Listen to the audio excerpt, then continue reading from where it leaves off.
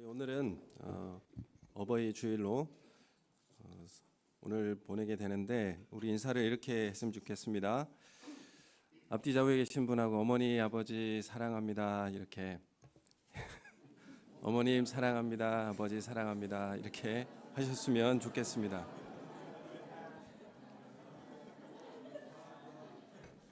어색하신가 보네.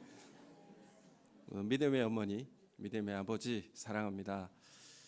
우리 세상에 비바람이 몰아쳐도 든든한 피난처가 되신 우리 아버지, 그리고 감사하고 존경의 마음을 드립니다. 이런 고백이 우리 가운데 있으면 좋겠습니다. 또 우리를 낳아주시고 또 우리에게 생명을 주셔서 희생적 사랑으로 길러주신 어머님들께 또 사랑의 마음을 오늘 전해드리는 시간이 되었으면 좋겠습니다. 아이가 자라갈 때에 3살이 되면 뇌가 한 90%가 다 자라가게 되고 또 성격의 85%는 6세가 되면 이미 다 형성이 된다고 합니다. 그래서 우리는 아동기, 청소년기를 지나면서 우리 인생의 모든 것들이 다 거기에서 형성된다라고 보면 됩니다. 그래서 우리 부모님의 역할이 얼마나 중요한지 우리는 깨닫게 되고 한 10살이 되게 되면 그 한 사람의 영적 정체성이 이미 확립된다라고 합니다. 그래서 어렸을 때 어떻게 기독교의 예수 그리스도의 그 사랑으로 신앙으로 양육하는가에 따라서 그 아이의 영적 정체성이 그 시기에 잡혀지게 되는 것입니다. 그래서 어렸을 때에 주일학교를 다니던 우리 사람들은 나중에 다시 주님 앞으로 돌아오는 이런 일들이 벌어지기도 합니다. 우리가 이 땅에서 부모를 공경하라고 이렇게 하나님께서 명령을 하셨습니다. 이것은 윤리적인 어떤 도덕적인 그런 문제도 포함하겠지만 큰 의미가 여기에는 담겨 있는 것입니다. 사실 우리가 아버지를 생각해 볼 때에 아버지란 여러분들이 어떤 분이셨습니까? 때로 울고 싶지만 울 장소가 없기 때문에 슬픈 사람이다 이렇게 이야기합니다.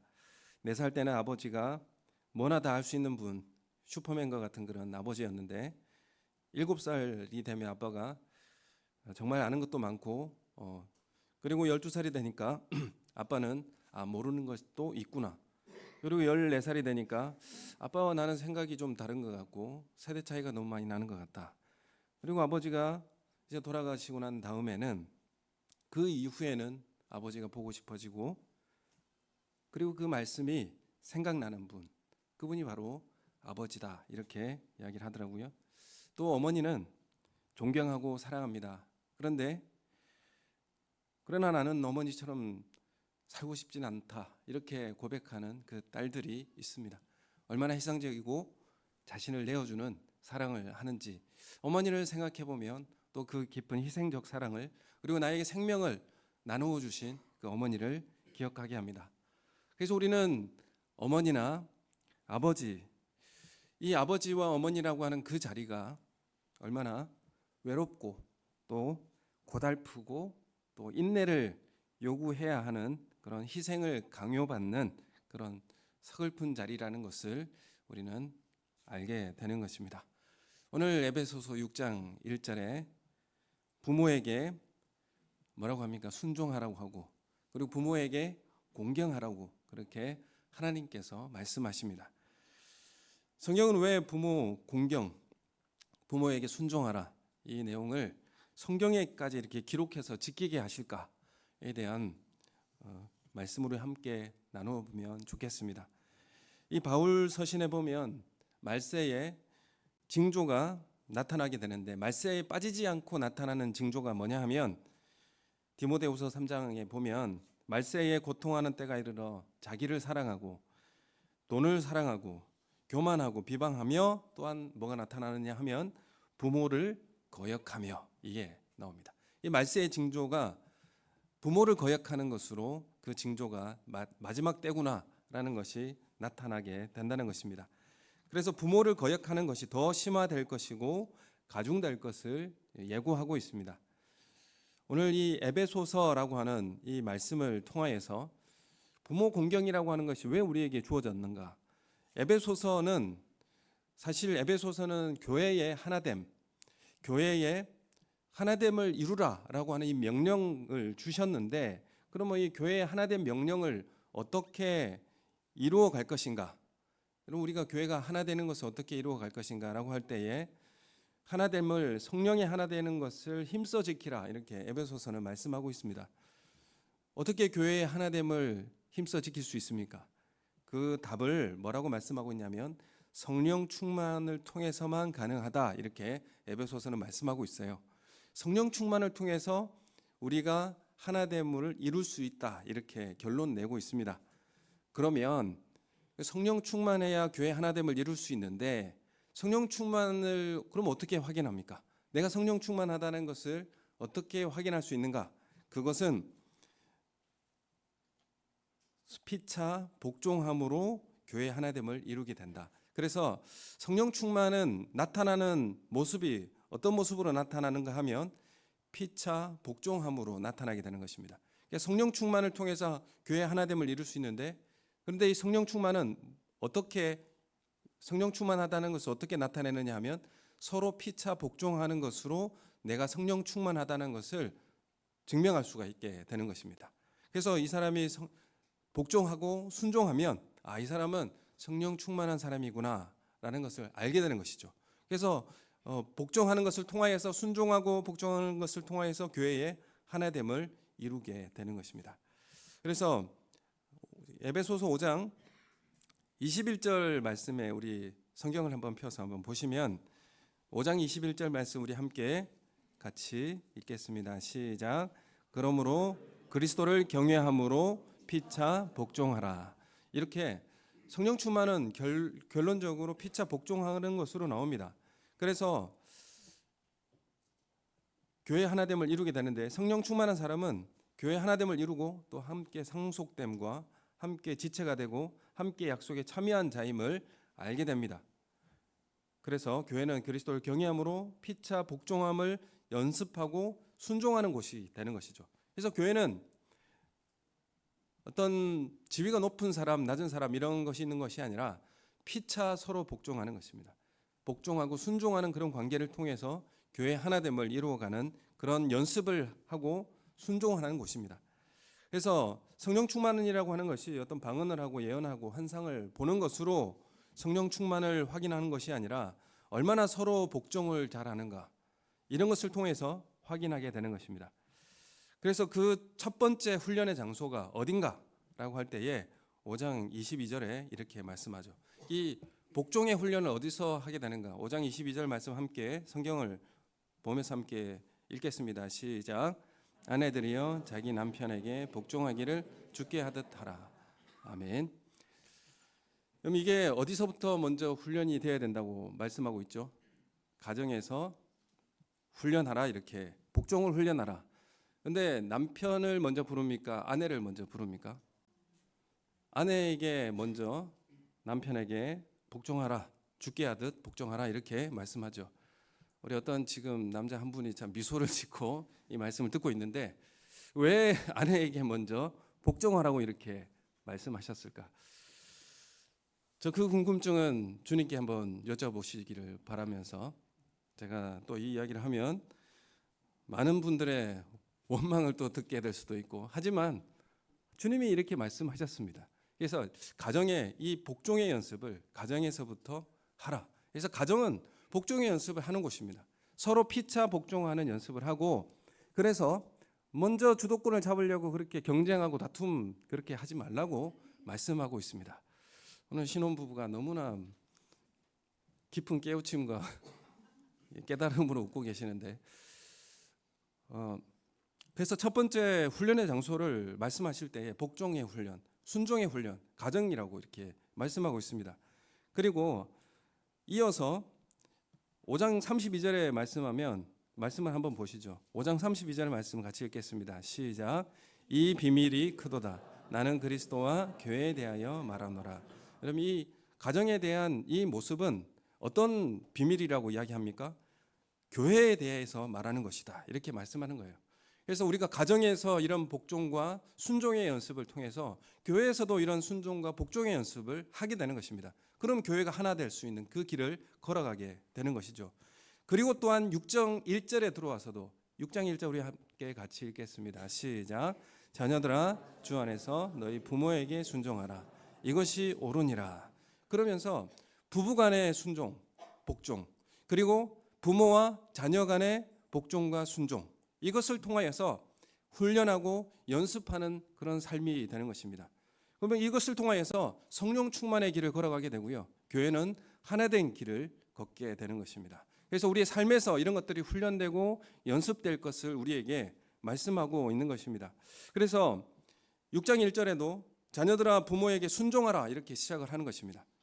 그래서 부부관계, 부모와 자녀 관계에서 순종과 복종을 연습하는 것입니다. 그리고 이어져 가면 종들아 이렇게 부르죠.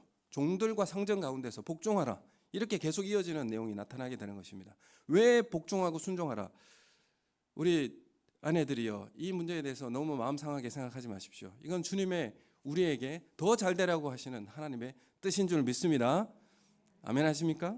네, 그런 은혜가 우리 가정과 우리 삶에 충만하기를 예수님의 이름으로 소원합니다. 그래서 가정에서, 그리고 부모와 자녀 가운데, 그리고 직장에서 종과 상전의 관계에서 순종하고 복종하라, 이것들을 연습하라 이렇게 말씀하고 있습니다. 왜 그렇습니까? 순종이라고 하는 것은 어떤 의미인가 하면 권위 아래서 그 말을 듣는 태도입니다. 그 권위에 있는 사람이 말하는 것을 듣는 태도를 이야기할 때 순종이라고 하는 거죠. 그래서 이런 훈련을 하게 되면 우리는 하나님의 말씀을 듣는 태도를 연습하게 되는 것입니다. 그래서 하나님의 권위를 인정하고 그 말씀에 듣는 태도를 가지게 되는 그런 삶을 살게 되는 것이죠. 그래서 부모에게 공경하는 사람은 하나님의 말씀을 듣고 순종하는 삶을 살아갈 수 있게 되는 것입니다. 그 삶을 연습하라 이렇게 말씀하시는 거죠. 그래서 보이지 않는 하나님을 듣고 순종하는 그런 훈련을 하고 연습을 해서 우리의 타락을 회복해 나가는 훈련을 하는 것입니다. 그래서 가정에서 연습하고 우리의 삶에서 연습하고 그리고 하나님의 말씀을 듣고 순종하는 태도로 살아가는 그 삶을 통해서 타락을 회복해 나가는, 죄로부터 거룩으로 나아가는 그런 삶을 살아가는 그 길을 걷게 되는 것입니다. 공경이라고 하는 것은 뭡니까? 값을 매기라는 것인데, 하나님을 공경하듯 하나님에 대하는 만큼의 비중을 두어서 부모를 공경하라, 그런 의미가 담겨져 있는 것이죠. 그래서 부모를 공경하게 되면 하나님을 공경하게 되어 있습니다. 그런 훈련을 우리의 삶을 통하여서 하게 할 것을 말씀하는 것이죠. 자녀들은 주 안에서 부모에게 순종할 것을 권합니다. 그리고 부모 공경에 대해서 구약의 10계명에서도 이것을 근거하고 있죠. 10계명에 보면 몇 계명이 부모 공경이 나옵니까? 5계명에 나오죠. 5계명이 나오는데 이 5계명의 부모를 공경하라 이 말씀이 계명이 있는데, 이때에 약속이 있어요. 네가 부모를 공경하면 땅에서 장수하고 복을 받으리라는 약속을 수반하게 되는 것입니다. 10계명을 잘 지켰을 때에 그 보상이 언급된 계명이 단 2가지만 있습니다. 2계명과 5계명이 이 계명을 지키면 거기에 대한 보상을 약속하고 있어요. 2계명은 뭐냐면 우상을 만들지 말라라고 하는 이 계명을 지키게 되면 보상이 주어집니다. 나를 사랑하고 내 계명을 지킨 자에게는 1000대까지 은혜를 베풀이라, 이 약속이 주어지게 돼요. 그리고 5계명을 보면 부모와의 관계에서 부모를 공경하면 하나님께서 주신 땅에서 장수하게 해주신다라는 이 보상이 약속되어 있어요. 그렇기 때문에 5계명만이 특정한 약속이 딸려 있는 첫 계명이자 유일한 계명이라는 것을 우리에게 말씀하고 있죠. 그래서 약속이 있는 첫 계명이다. 그래서 6장 2절에 보면 이렇게 말씀하고 있죠. 6장 2절 말씀 우리가 같이 함께 읽겠습니다. 시작. 내 아버지와 어머니를 공경하라. 이것은 약속이 있는 첫 계명이니. 그래서 약속이 딸려 있는 계명이라는 것을 뜻하고 있는 것입니다. 왜 우리가 부모를 공경하라라는 것을 우리에게 말씀하시는가? 그거는 하나님 공경과 그 삶을 훈련하는 것, 그것이 있는데, 부모를 왜 공경하는가 하면 첫 번째는 부모는 모두 하나님이나 부모님이나 모두 생명의 수여자라는 공통점을 가지고 있습니다. 그래서 이 세상의 모든 생명의 근원이요, 육체적으로 볼 때는 하나님은 부모님을 통해서 인간의 생명이 잉태되는 창조의 역사를 수행하십니다. 하나님의 창조의 역사를 부모와 같이 수행하기 때문에 생명의 수요자라는 의미에서 부모를 공경하라 이렇게 말씀하시는 것입니다. 그래서 부모님은 하나님의 창조 사역의 동역자입니다. 생명의 수요자라는 공통점이 있습니다. 또한 부모에게는 공경하라 뿐만 아니라 뭐라고 말씀하시냐면 경외하라고까지 말씀해요. 경외하라. 사실 구약 성경에 보면 이스라엘 백성이 경외해야 할 대상은 누구냐면 하나님밖에 없습니다. 하나님 외에 다른 신을 경외했을 때에 이스라엘은 멸망했습니다. 하나님 외에 다른 신들을 경외했을 때는 반드시 이스라엘이 멸망한 그 기록이 있습니다. 열왕기하에 보면 이스라엘 자손이 자기를 애굽 땅에서 인도하여 내사 애굽의 왕 바로의 손에서 벗어나게 하신 그 하나님 여호와께 죄를 범하고 또 다른 신들을 경외하며 이렇게 말씀하고 있어요. 다른 신들을 경외함으로 이 이스라엘이 멸망을 당하게 됩니다. 그런데 이 하나님만 경외하라는 것에 대한 예외가 있어요. 그것은 바로 부모에 대해서 경외하라 이렇게 말씀하는 겁니다. 하나님께만 경외해야 되는데 부모에게 대해서도 경외하라고 이렇게 말씀하고 있습니다. 레위기서에 보면 너희 각 사람은 부모를 경외하고 이렇게 말씀하고 있습니다. 그리고 나의 안식일을 지키라 이렇게 기록하고 있죠. 그래서 부모를 경외한다는 것, 하나님을 경외하는 그 첫 걸음이 되는 것입니다.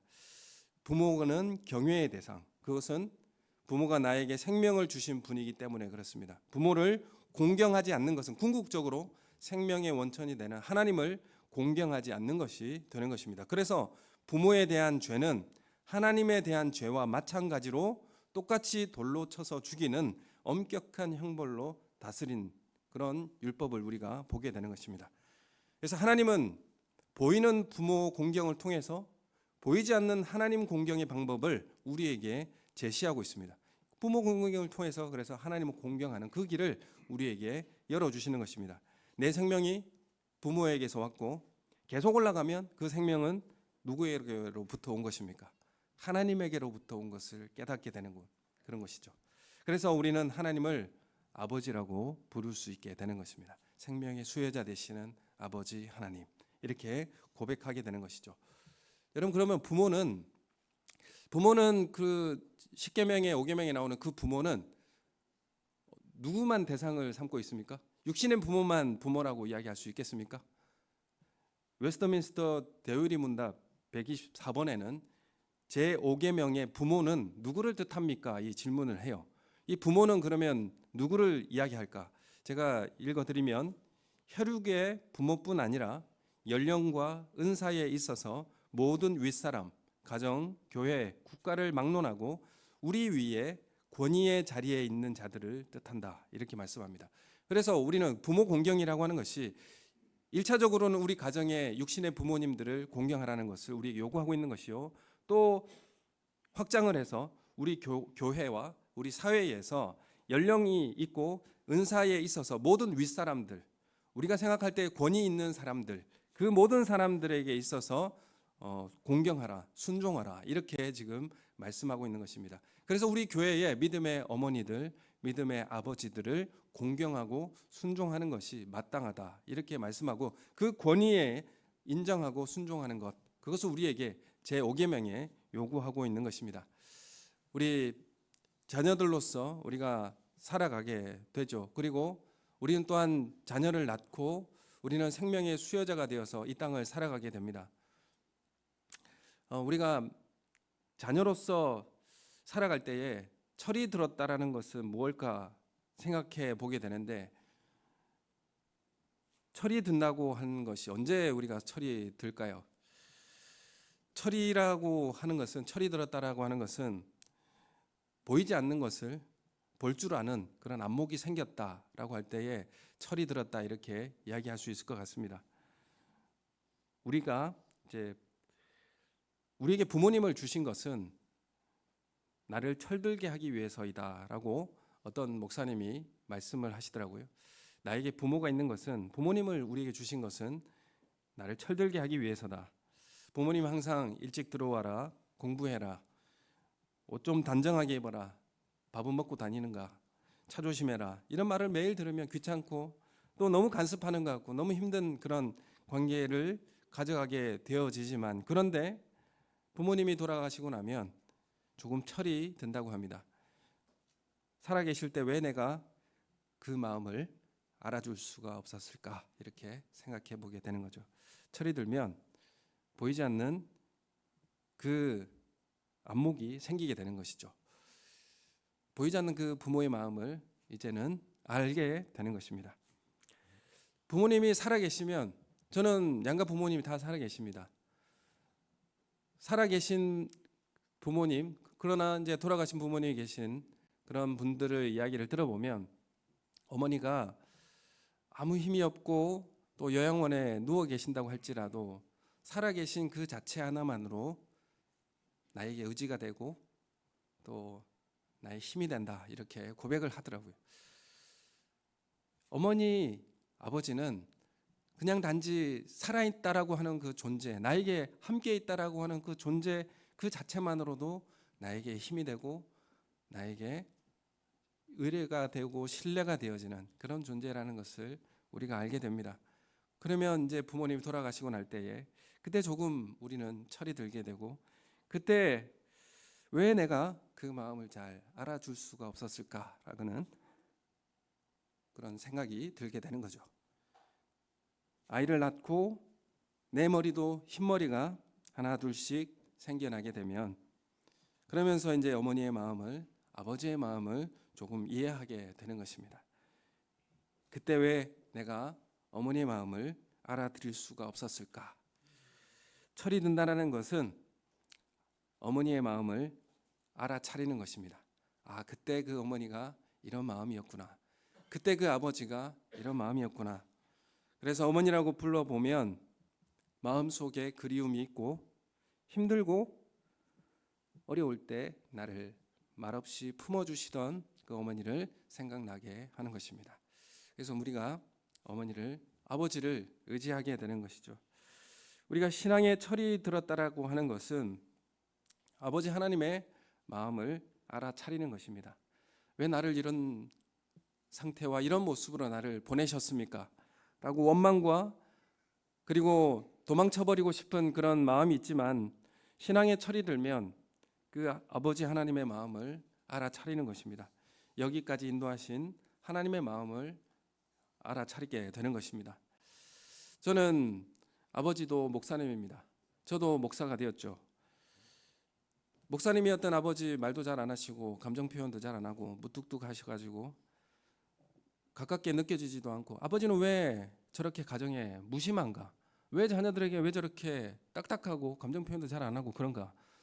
그러고 봤더니 저도 그렇게 하고 있더라고요. 똑같이 저도 그렇게 하고 있어요. 어머니, 아버지의 언어를 그대로 배워가지고 저도 그 언어를 그대로 사용하고 있어요. 아버지 왜 저렇게 무심하고 가정에 이럴까? 이런 생각을 했습니다. 교회일이 항상 많았고 밤에는 일찍 주무셨습니다. 왜냐하면 새벽 4시나 4시쯤에 교회 문을 열고 새벽 기도를 준비하셔야 되기 때문에 일찍 주무셔야만 했습니다. 가난하고 또 사택 거실은 항상 주일 예배 마치면 그 자리는 식사 장소가 됩니다. 그리고 제 방은 소그룹 모임이 됩니다. 모임실이 됩니다. 공간이 없어요. 갈 곳이 없어요. 교회가 너무 싫었습니다. 교회 산다는 것이 정말 싫고 빨리 교회를 좀 벗어나야 되겠다, 이런 마음도 많이 생겼습니다. 그런데 이제 제가 아이를 낳고 기르고 제가 목사를 하다 보니까 그때 아버지의 마음이 조금 읽어졌습니다. 우리에게 표현하지 않았지만 아버지의 마음이 조금 이해되는 거죠. 나도 그 자리에 가보니까 아버지의 마음을 이해하게 되는 것입니다. 철이 아주 약간 든 것 같습니다. 철이 조금 드니까 좀 바뀐 게 있죠. 아버지의 마음을 아니까 좀 바뀐 게 있습니다. 이게 뭐냐면 아버지와 대화가 좀 많아지고 말을 좀 많이 해야 되겠다라는 생각이 들게 되었습니다. 기존에 암 판정을 받고 갑자기 암 판정을 받고 이제 수술을 해야 된다고 하니까 전혀 생각하지 않고 있었는데 갑자기 떠오른 생각이 있었습니다. 아버지에게 아직 할 말이 많은데 이런 생각이 났습니다. 철이 좀 드니까 대화를 많이 하는 것 같습니다. 아버지의 마음도 많이 이해하고 어머니의 마음도 이해하게 되는 것 같아요. 그럼 우리가 신앙에 철이 들었다라고 하면 어떤 모습으로 가게 되는가 하면 아버지의 마음을 알게 됩니다. 그리고 하나님과 대화를 깊이 있게 하게 되는 것이죠. 여러분, 우리가 부모 공경이라고 하는 것이 우리에게 유익이 되어지고 또 하나님의 은혜를 깊이 깨닫고 순종의 길을 걸어가는 그런 통로가 되어지는 것입니다. 우리가 이 땅에서 우리에게 허락하신 부모를 공경하고 그러므로 하나님의 마음을 더 깊이 알아가며 또 주님과의 그 대화의 깊이가 사귐의 교제가 더 깊어지는 우리 성도님들이 되시기를 예수님의 이름으로 축원합니다. 어머니는 자기의 음식을 먹지 않으시고 자녀에게 나누어 주시면서 나는 음식하느라